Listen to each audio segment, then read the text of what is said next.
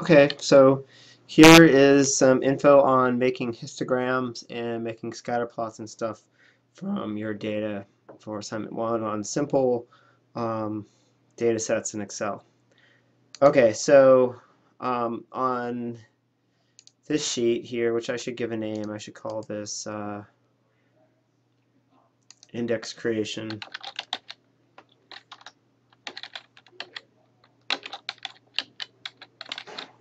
All right.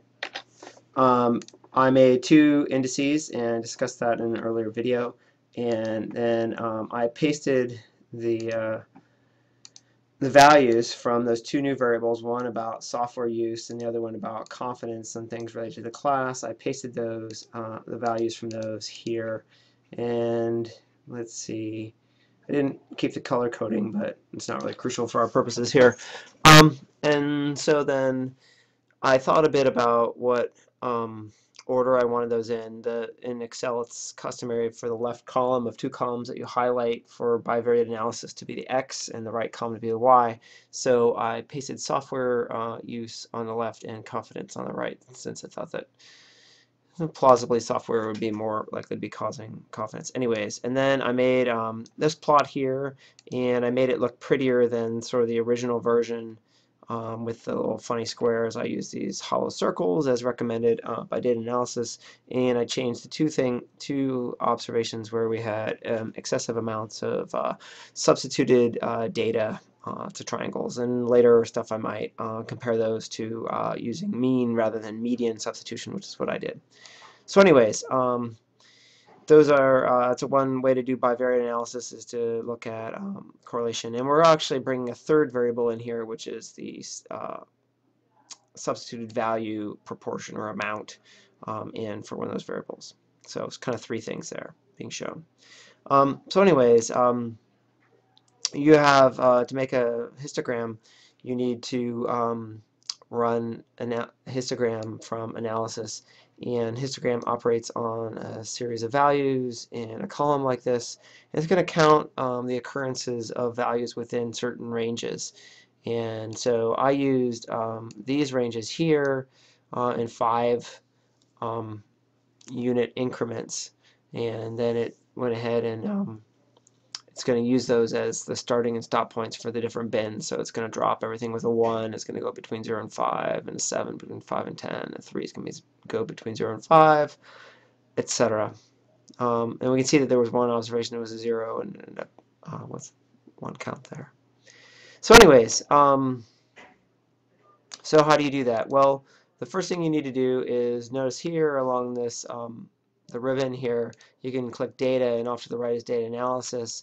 If it's not loaded, you'll have to load it in, and I think there's some help documents online to show you how to do that. But anyways, if I click data analysis, it gives me different choices like random number generation, moving average, f-test, exponential smoothing, correlation, blah, blah, blah.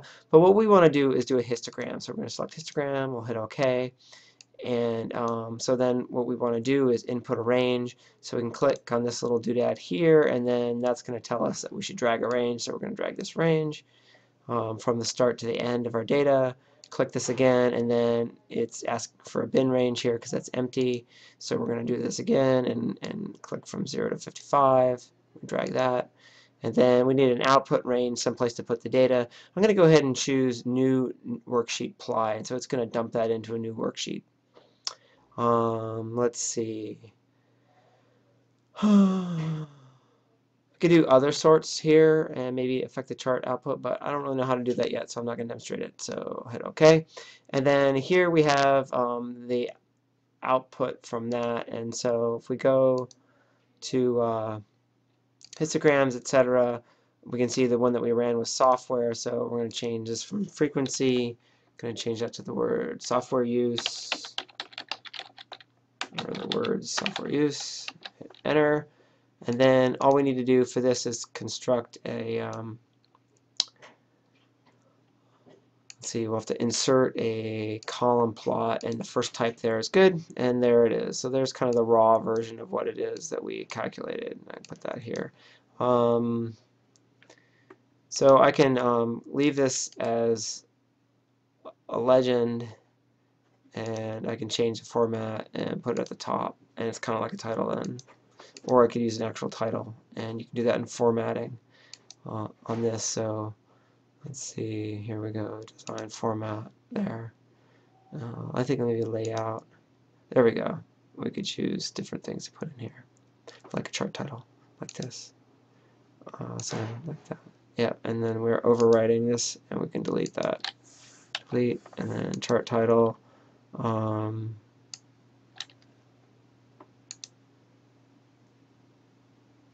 we do that? No, I think there must be a way. I forget how to do that. Source data, maybe. I forget. Anyways. I'm screwing that part up, but whatever. So that's one histogram. I might have made some others. You can click on the axis and then right-click it and format it and tell it what you want the ranges to be. And you can see that, let's see, this one here is 15, and I can say fixed and call it 15. Close that way, it'll stay at 15 as the maximum category. And I made that true for all three. So this one is combining them. It's using the kind of paired column option, and these are using the singles, and on this one I simply changed the color from blue to red so it would match up with the same item in the paired one. So hopefully that helps. Yep, that's it.